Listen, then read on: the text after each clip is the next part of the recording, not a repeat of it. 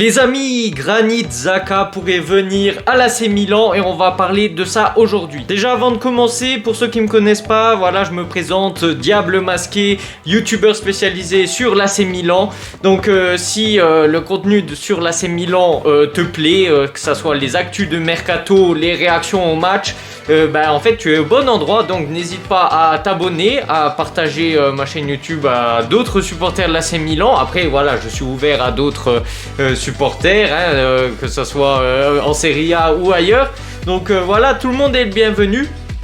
Et voilà, si ça vous intéresse, vous pouvez toujours vous abonner à ma chaîne et rejoindre la chaîne en tant que membre fan de ma chaîne. Voilà, bon, c'est payant, il y a un petit abonnement, mais voilà, vous pouvez avoir quelques petits avantages spéciaux qui peuvent être sympas. Et voilà, bon, c'est pas obligatoire, mais en tout cas, s'abonner reste gratuit. Lâchez un pouce bleu si la vidéo vous a plu, reste gratuit. Et on commence tout de suite. Maintenant, parlons de Granit Xhaka. Du coup, Allegri serait intéressé de ramener le joueur expérimenté parce qu'il a 32 ans, international suisse, pour renforcer le milieu de terrain de l'AC Milan. Étant donné qu'on a quand même un milieu de terrain qui est très incertain, surtout suite au départ de Tijani Reinders. Le probable départ de Youssouf, pas Youssouf Fofana, mais Younous Moussa. Ruben Loftus-Cheek qui pourrait aller à la Lazio. Il nous resterait juste Youssouf Fofana du coup. On ne sait pas si Pobega pourrait revenir du prêt de Bologne. On ne sait pas si Adli va revenir du prêt de la Fiorentina. Donc voilà, on a un milieu très incertain. Et vu le nombre de buts qu'on s'est pris les dernières saisons, je pense que c'est un endroit où il faut aller renforcer prioritairement avec la défense. La défense et le milieu de terrain sont vraiment à renforcer en priorité, surtout suite au départ de Tijani Reinders. Donc miser sur l'expérience, je pense que ça serait pas mal parce que franchement Granit Xhaka, même s'il a 32 ans, il a quand même joué 33 matchs cette saison en Bundesliga, 10 matchs de Ligue des Champions, 6 matchs de coupe en Bundesliga, de coupe allemande. Donc je pense que ça pose pas de problème en termes de conditions physiques. Bon, c'est un colosse quand même de 1,86 mètres pour 80 kilos environ. Donc moi je dis pas non. C'est vrai qu'on pourrait se dire oui, mais Milan est en train de prendre la maison de retraite. D'accord, c'est vrai que Milan du coup va embaucher Luka Modric. Du coup, qui devrait venir normalement, si tout va bien, on touche du bois, s'il se blesse pas durant la Coupe du Monde des clubs avec le Real Madrid, normalement il devrait réaliser ses visites médicales juste après la Coupe du Monde des clubs. Donc c'est un joueur de 39 ans. Là on rajouterait du coup Granit Xhaka de 32 ans qui aura 33 ans en septembre. C'est clair que ça commence à augmenter la moyenne d'âge du coup au sein de l'AC Milan, mais justement c'est ce qu'il nous faudrait parce qu'on avait beaucoup trop de jeunes, sans leader, sans cadre, sans référence, sans expérience. Donc je pense que rapporter de l'expérience ça serait bien. Et voilà, en soi c'est vrai que c'est des joueurs qui sont mûrs, parce que voilà, ils sont plus très jeunes, mais souvent dans des projets, quand on alliait jeunesse et vieillesse, on peut dire ça comme ça, pour du coup des joueurs pros au-delà des 30 ans, ça commence à faire vieux.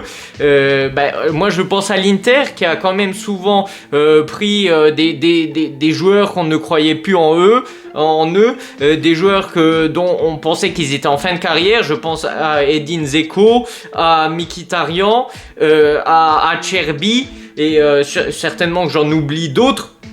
Mais je pense que ça peut faire l'affaire et faire un milieu de terrain avec Youssouf Fofana, Luka Modric, Granit Xhaka, je pense que ça pourrait être pas mal. Après il y a une autre news de mercato pour un qui viendrait du championnat belge, mais j'en parle pas encore parce que les news de mercato ne sont pas assez intensifiées, on va dire ça comme ça. Donc en plus sa valeur marchande irait au-delà des 30 millions d'euros, donc pour moi ça sera très compliqué. Mais là du coup on parle de quand même d'un joueur de 32 ans qui a une valeur marchande de 12 millions d'euros selon Transfer Market. Mais le Bayer Leverkusen, étant donné qu'il compte beaucoup sur lui, demanderait minimum 20-25 millions d'euros. Donc, le truc c'est que si on veut un joueur, il faut absolument mettre les sous sur la table. Sauf que apparemment, Giorgio Furlani serait assez refroidi d'aller investir 20 à 25 millions d'euros sur le mercato pour un joueur de 32 ans. Sauf qu'ils ont toujours pas appris de leurs erreurs.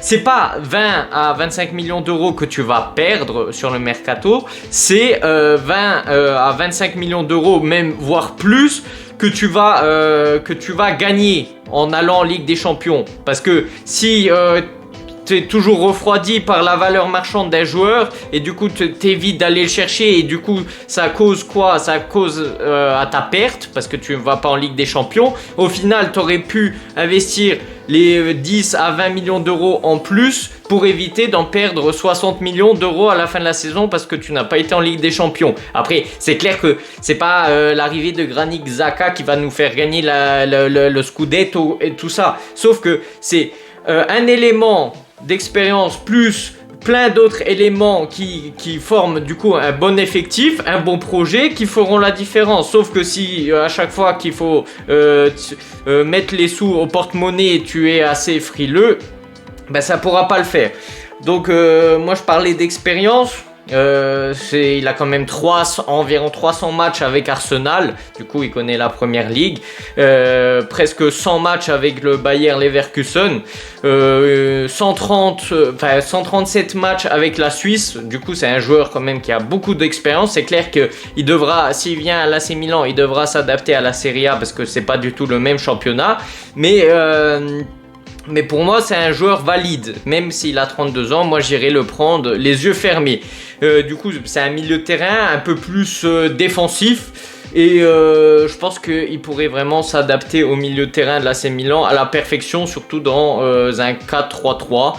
Parce que apparemment, Allegri... Bon, on n'a pas encore de l'officialisation de la formation de l'année prochaine. Mais on devrait plutôt partir pour un 4-3-3. Et justement, en parlant qu'on n'a pas encore la vue sur la formation qui pourrait être déjà l'année prochaine, la saison prochaine. Bon, il y en a qui vont me dire « Ah, mais c'est beaucoup trop tôt, on est encore en juin. » C'est ce qu'on dit chaque saison. L'année dernière, je me souviens qu'il y en a un, il m'a engueulé dans les commentaires. Après, voilà, chacun est libre de dire ce qu'il veut dans les commentaires. Mais en gros, il disait que je comprenais rien au foot parce que en juillet, je me plaignais qu'on n'avait pas fait encore de renfort. Sauf que quand on regarde les équipes aux alentours, qui ont une direction compétente, qui sont ambitieuses, regardons Naples, ils viennent à peine de gagner le Scudetto, sauf que bien avant de gagner le Scudetto, ils avaient programmé l'arrivée de Kevin De Bruyne. Bon, il y en a qui vont me dire, oui, mais c'est un vieux schnock et machin. Enfin bref. Sauf que, voilà, les équipes, même qu'elles gagnent ou qu'elles perdent le championnat, elles programment leur championnat bien avant le début du mercato, parce que normalement c'est comme ça que ça se passe. Étant donné qu'on a été prendre tardivement le directeur sportif et tardivement l'entraîneur, je veux bien accepter, d'accord. Sauf que là, on va bientôt franchir le mois de juillet, et j'ai pas envie de jouer les matchs de pré-saison avec 6 joueurs de la Primavera. Pas parce que je suis contre les joueurs de la Primavera, mais parce que tu vas me faire jouer les 6 joueurs de la Primavera, mais au final, toute la saison, ils vont jouer avec la Primavera, ils vont pas jouer avec l'AC Milan. Donc notre équipe, elle n'aura pas été formée, elle n'aura pas été préparée pour la saison. C'était le même cas la saison dernière. La saison dernière, on s'est fait des faux espoirs. Et même moi, je me suis fait des faux espoirs en voyant que Fonseca gagnait tous les matchs contre le Real Madrid, contre Manchester City, avec les 6 joueurs de la Primavera. Sauf que après, on a très bien vu que quand tous les joueurs titulaires sont revenus, ben au final... c'était un désastre pas possible et que les matchs de la pré-saison étaient juste une illusion. Cette fois-ci, je me ferai pas avoir. Sauf que ça serait bien qu'avant les matchs de pré-saison, on ait quand même une base solide sur quoi se reposer. Je dis pas qu'on ait toute l'équipe déjà préparée pour la saison prochaine, mais étant donné que on a quand même fini 8e au championnat, justement, il faut se déplacer, et il faut anticiper les transactions de mercato bien avant les autres équipes, étant donné que nous sommes en difficulté. Et non, tu vois l'Inter qui quand même a été en finale de Ligue des Champions. Je ne sais pas ce que ça vaut les joueurs qu'ils ont achetés, mais ils ont déjà acheté 2 joueurs. Et nous, on doit toujours tarder. D'accord qu'il y a la Coupe du Monde des clubs qui ralentit tout le monde. Bon, d'ailleurs, ça, c'est aussi assez honteux parce qu'on dit, oui, on fait trop jouer les joueurs et au final, tu rajoutes toujours de plus en plus de compétition. Du coup, forcément, en plus, dans une période où normalement les joueurs sont censés se reposer puis se préparer pour la saison prochaine. Du coup, moi, je trouve que ça déséquilibre un peu. Sauf que moi, ce qui me saoule, c'est qu'on doit toujours mettre 300 ans pour clôturer une affaire de mercato. Si tu veux absolument Granit Xhaka, si Allegri veut absolument Granit Xhaka, il faut aller le chercher. Parce que déjà que quand Allegri il est arrivé, normalement il devait arriver pour essayer de retenir le départ des grands joueurs. Ça n'a pas fonctionné pour Reinders. Apparemment, ça a du mal à marcher aussi pour Mike Maignan parce que en soi le mercato n'est pas fini et c'est mal parti pour le retenir. De même pour Théo Hernandez. Donc, on a plus de joueurs qui sont sur le départ que de joueurs qui sont sur l'arrivée. Et comme je l'ai dit, oui, Modric, moi je suis content de l'arrivée, mais de son arrivée, si on touche du bois, il se blesse pas en Coupe du Monde des clubs avec le Real Madrid. Sauf que Modric, ça reste la cerise sur le gâteau. Sauf que pour l'instant, nous n'avons pas le gâteau, nous avons juste la cerise. Donc, il nous manque les bases et j'aimerais quand même... après, bon, je suis qui pour exiger quoi que ce soit, sauf que bon, je parle au nom des supporters de l'AC Milan. Je pense que je ne suis pas le seul à trouver qu'on se déplace trop lentement sur le mercato. On est trop lent dans les opérations de mercato, on met toujours 3 mois. Si Allegri veut absolument Granit Xhaka pour 20 millions d'euros, Giorgio Furlani, je sais pas pourquoi tu as été chercher un directeur sportif si tu es encore là à broncher quand tu vois au-delà de 20 millions d'euros un joueur, la valeur marchande. Et en plus si c'est un joueur over 30 ans.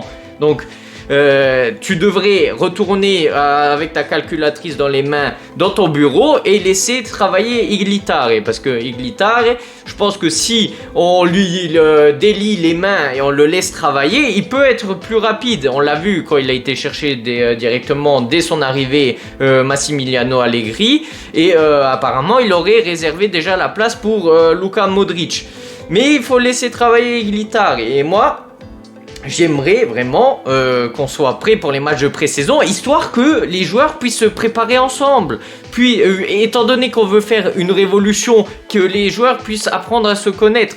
Et étant donné qu'on est en retard comparé aux autres, alors qu'on devrait justement avoir de l'avance comparé aux autres, parce qu'on a fini 8e au championnat, ben moi j'aimerais que ça soit comblé. C'est comme Moussa.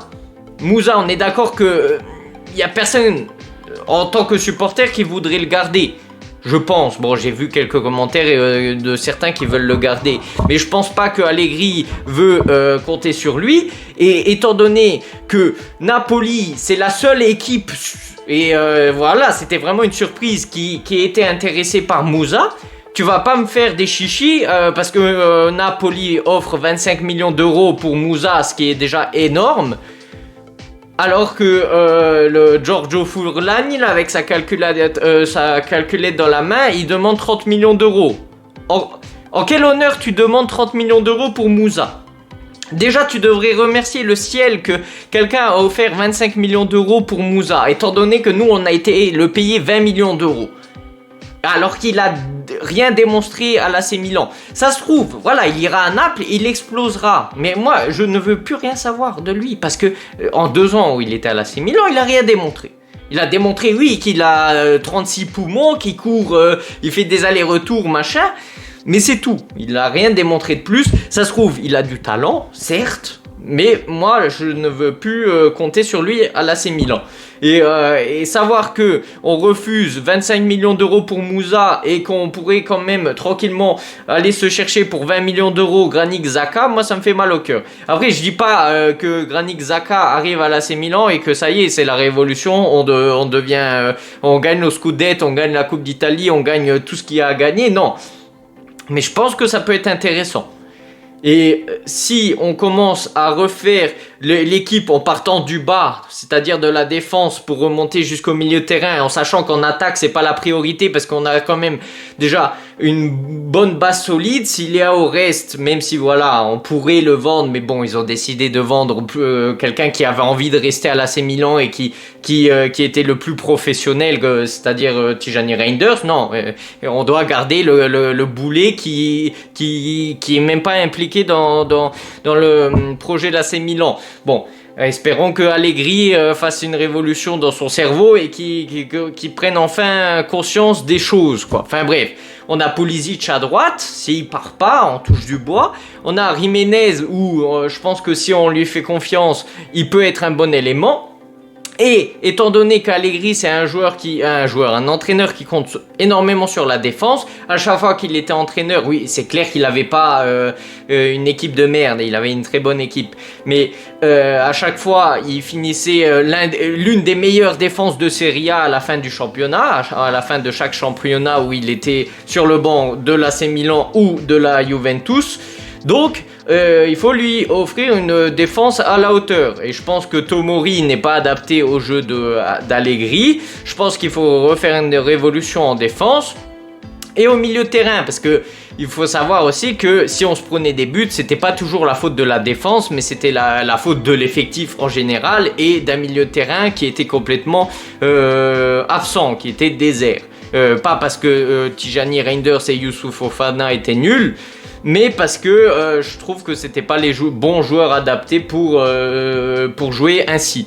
Donc, tu me vends Moussa 25 millions d'euros, tu me vends Bennacer, voilà, parce qu'il voudrait plus revenir à l'AC Milan, tu me le vends, je sais pas, en Arabie Saoudite, là où il voudrait y aller, tu me vends tous ceux qu'on n'a plus besoin, et tu peux pas me dire qu'on n'a pas les sous pour aller me chercher un Granit Xhaka. Et au point où on en est, il faut commencer à faire confiance à Allegri et à Tare, parce que je pense que, vu le fiasco total que tu nous as créé, Giorgio Furlani, la saison dernière, je pense que tu n'es plus bien placé pour parler. Tu restes notre administratore delegato, en gros le chef de toute la direction.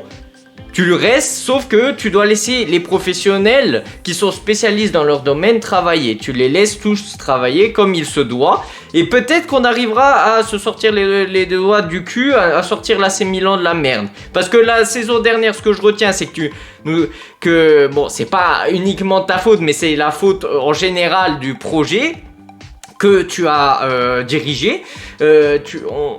En Serie A, on a fini 8ème. Oui, on a gagné une Super Coupe d'Italie, mais c'était 2 matchs. Ok. Voilà. Après, je crache pas dessus, c'est toujours ça à prendre. Mais bon, on est l'AC Milan, on peut pas se contenter juste d'une Super Coupe d'Italie. En Ligue des Champions, on était vraiment qualifiés.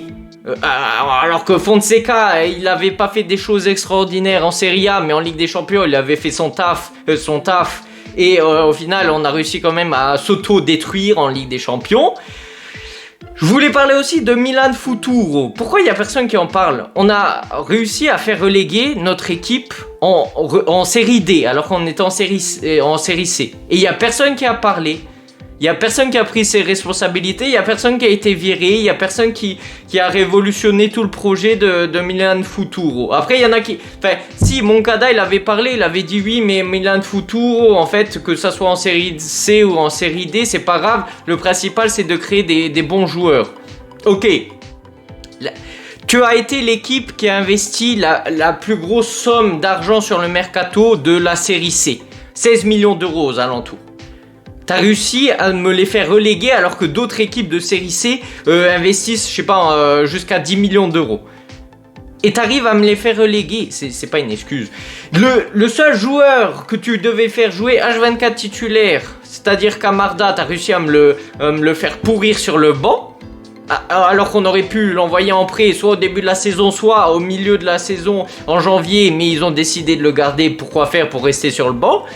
C'est quoi le projet foireux là? C'est quoi le projet foireux de Milan Futuro et de l'AC Milan en général?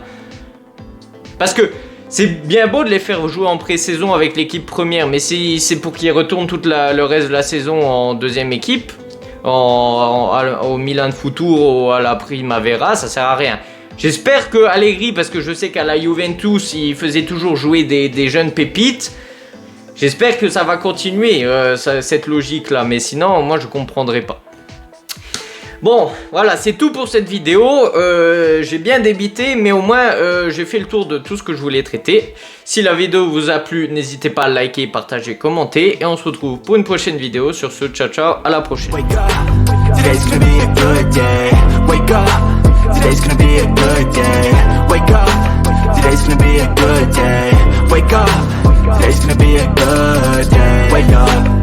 gonna be a good day.